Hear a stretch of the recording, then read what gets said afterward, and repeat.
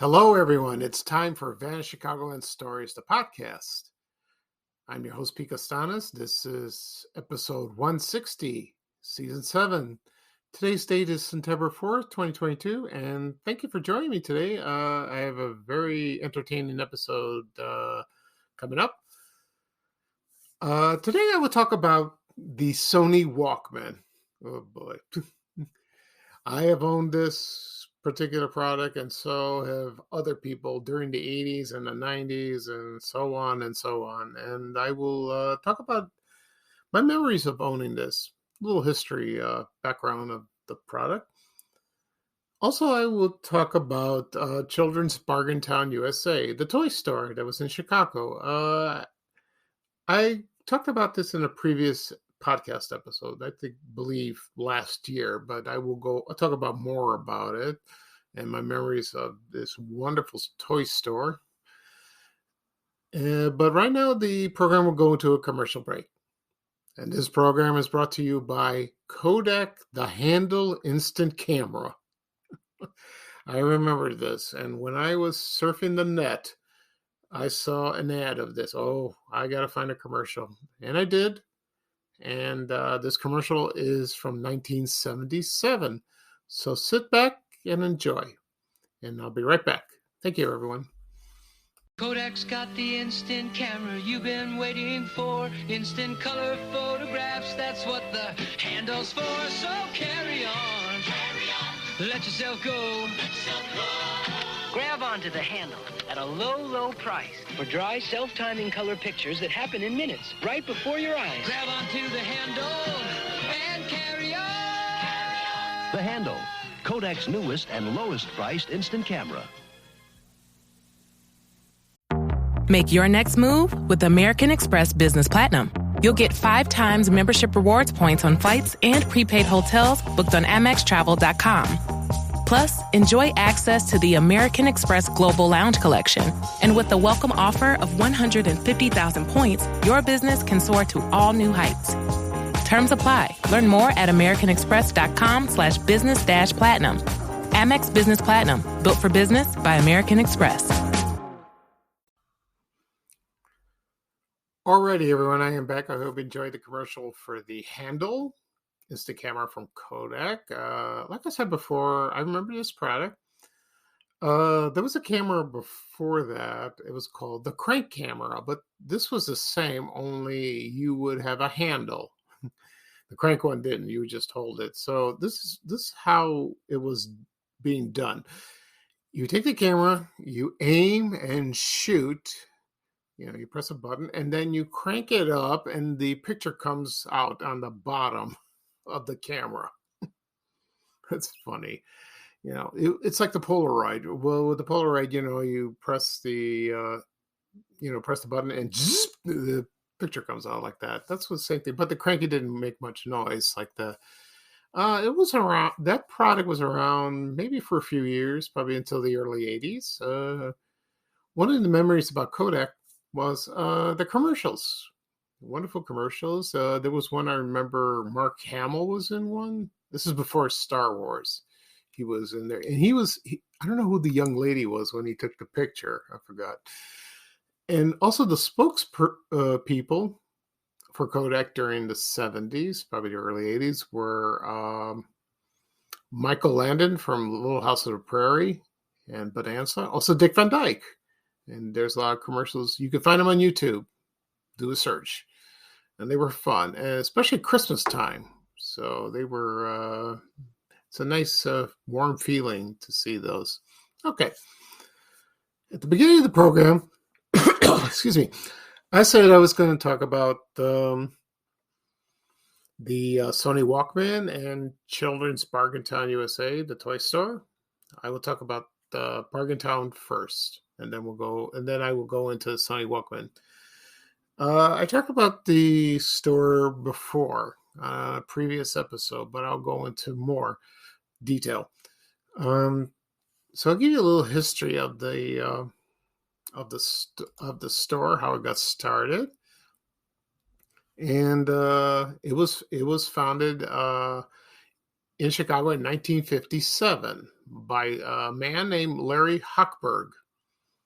And he wanted to, he had an idea that middle income families wanted to buy toys for their children, expensive. And, kids always want a new toy. They always do that. And sometimes they would buy toys at department stores like Sears, Montgomery Ward, Marshall Fields, of course, Weebles. Also at Kresge's and Woolworths, wherever any department store had. And then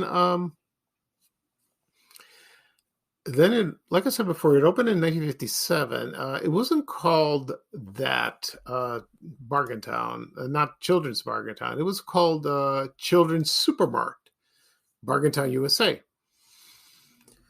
And then it changed to Children's Bargain Town, mostly in the 60s. And when I was growing up, I was very little. I was born in 1963. I remember the commercials like later on, as when I watched Bozo Circus or Ray Rayner, Garfield Goose. And I remember the advertising. I know it was Ray Rayner or Ringmaster Ned from Bozo Circus. It was both of them, I believe. And they did the slogan of the toy store, and it was Bargain Town, Bargain Town, Bargain Town. I remember that. And I remember one show on Bozo Circus, Ringmaster Ned said that. I think he did. I don't know if Bozo said it. Maybe. I can't prove it. So the only Bargain Town I remember when I was growing up in the 60s, I lived in the South Shore neighborhood. It was located in South Chicago. It was a little south of the neighborhood. And the address was at 3041 East 92nd Street. I think that, 92nd Street. And that's right near, I'm trying to remember, South Chicago Bank. And I think Goldblatt's was there. It was on Commercial Avenue. And my mother and I and my brothers, we took the bus one day. It was the number 27 South Deering bus. I remember that, the CTA. And we, because she went to Goldblatt's to go shopping. Either that or she had to go downtown, but she didn't want to do that. And this was closer. That Goldblatt's was big store. And then we went to Bargain Town one time. And the funny thing is, while we were on the bus, I remember the bus was passing a building, and it had a billboard, a small billboard on the side of the building, and it said Children's Bargain Town. And it had that man, that floating head, with the big hat, with a big smile. They used to scare me a little bit, but and he would say, "It's Toyrific." So he did that. But I don't remember if my mom bought me a toy there. I don't think she did. We were looking around. I remember seeing bicycles on display. I saw dolls, Barbie dolls, dolls from Ideal Toys, board games from Milton Bradley, a lot of them like that. Kind of cool, and it was a good store, And of course, I have a Facebook page of Children's Bargain Town. I haven't posted anything in a while, but it is there. But there's a lot of photos I posted over the years, and if you'd like to look at the page, help yourself. It's kind of nice. I posted some logos, some ads, and certain toys that I remember when I was little. And then in 1969, Larry Hochberg sold Bargain Town to Interstate Stores. I never heard of this. And then all of a sudden, I think, and I don't know the whole story of this, and then Toys R Us bought it. And Toys R Us was founded in New Jersey, and then from like the 70s all the way to maybe about the 80s, it was Toys R Us, a children's bargain town. You see in the ads, you see in the buildings. And but it was still called Bargain Town, Children's Bargain Town. Most people who grew up in Chicago in the 60s and mostly in the 60s and the early 70s, they called it Bargain Town, not Toys R Us. And so I found a ad that listed all the locations. So I'm going to read off quickly like that. And one was at, I couldn't read it, This was on Lincoln Avenue. And North Lincoln, I'm not sure about the exact street. The other one was in Niles, also on Milwaukee Avenue. And let's see, also there was one in Melrose Park and another one in Milwaukee Avenue. I'm sorry, I'm going to start at the beginning. One was on North Lincoln Avenue. Two were in North Milwaukee Avenue. One in Niles and one was at 3023 North Milwaukee. And the other one was in Melrose Park. The other on the south side, there was at 63rd and Cicero, right across the street from, well, not across the street, but near Midway Airport. I remember that. That building is still there. It's still there. Amazing. That's amazing. And the other one was, which I mentioned before, it was at 92nd Street in the South Chicago Avenue. And in the suburbs, well, I mentioned there was one in Niles, but there was one in Calumet City. A lot of people remember that. And there's a photo of that somewhere on the internet. Also, there was one 1600 Deerfield Road, north. And there was one that opened in Schaumburg in 1971 on East Gulf Road. And the ad featured Ray Rayner was doing an appearance there. And, yeah, he was doing an appearance. And I posted this ad a long time ago, and it was kind of cool like that. So it was a grand opening of that. So it's at Children's Bartown, Toys R Us, grand opening like that. And there was one, it wasn't Bargaintown that opened. It opened in Burbank, Illinois, right near my old neighborhood. That was there for years, but it was Toys R Us, Children's Bargaintown. And I went to that store a lot during the 70s. And one day before I moved away, I went to visit the store to see, I love to go back and see how toy stores are, how it's changed everything. Because they have electronics. They still have board games. They had dolls, bicycles. They had that. But electronics came, like Atari or Nintendo and all that. And so that was kind of cool. Then Toys R Us changed. They went out of business. And they filed for bankruptcy in 2017. And in 2018, they closed all the stores all over the world. And some closed about maybe last year, maybe little ones like that. But last month, in August, they announced they were bringing it back. And they're going to open about 400 stores in Macy's department store. So that's kind of nice. That's wonderful. And so who knows? Maybe it'll be successful and it'll go back to the old days. It'll be independently owned. It'll be like a standalone store. But we'll see about that. So that's cool. I'm glad about that, because they had Jeffrey, the giraffe, the mascot. I remember the commercials in the 70s. They had Jeffrey, his wife, Gigi, and their little daughter, baby G. I remember they were dancing, You can find those commercials on YouTube. It's kind of funny like that. And the founder of Toys R Us his name was Charles P. Lazarus. He did that. And he opened the store. It was called Children's Bargaintown. It was called that. In Washington, D.C. He started it. But Toys R Us started in New Jersey, I believe. Or I think it's their headquarters. It's convoluted like that. The best time to go visit a toy store, of course, is Christmas time. When I was a kid, I looked forward to that. Oh, it's a beautiful time. It's a beautiful time to be a child, to get toys for Christmas. It's kind of nice. So Children's Bargaintown vanished in Chicago. But one other interesting thing about Larry Hochberg, in 1971, he opened Sports Smart. And then the first store opened in Niles, Illinois. And that was in business for a long time, probably until late 90s, early 2000s, something like that.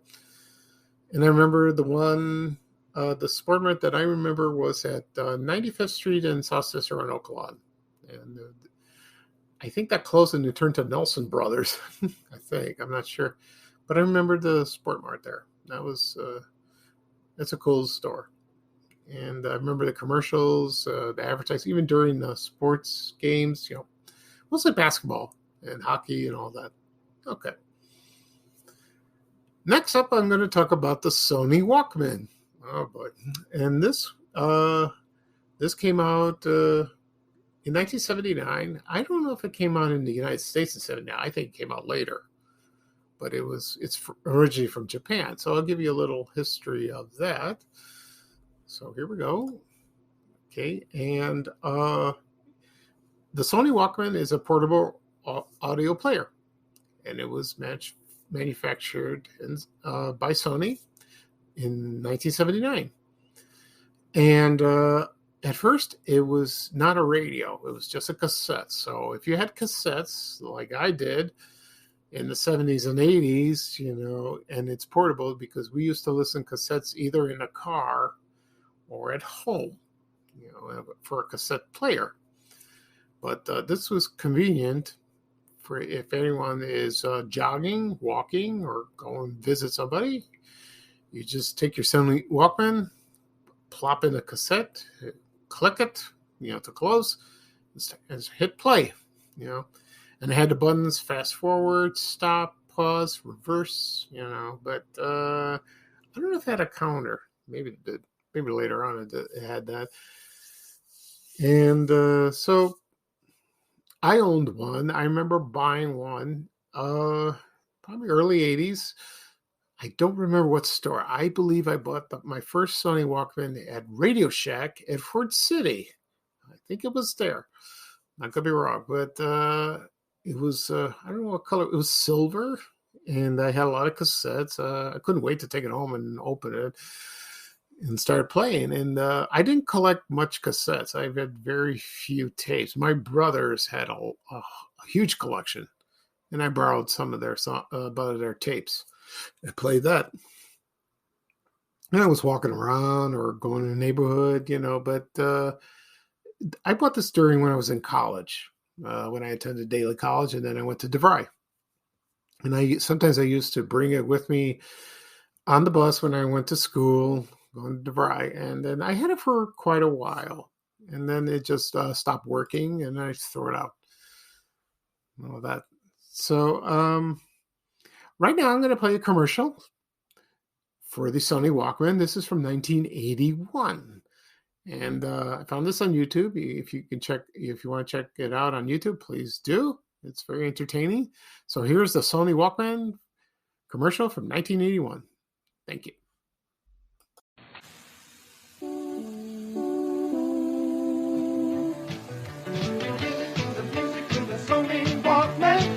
Feel the music with the Sony Walkman. The Sony Walkman is a tiny stereo cassette player with truly incredible sound. You really feel the music. You really feel it. You really feel the music. Put on a Walkman and see the world in a whole new light. Sony Walkman. The Walkman from Sony, the one and only. Okay, everyone, I'm back. I hope you enjoyed the commercial for the Sony Walkman from 1981. I watched the commercials the other day. It's very entertaining. And let's see, what else about the Sony Walkman? There's a list of what kind of models they had for the product. One that a lot of people remember was the sports Walkman sports thing. I forgot what it's called. That's terrible.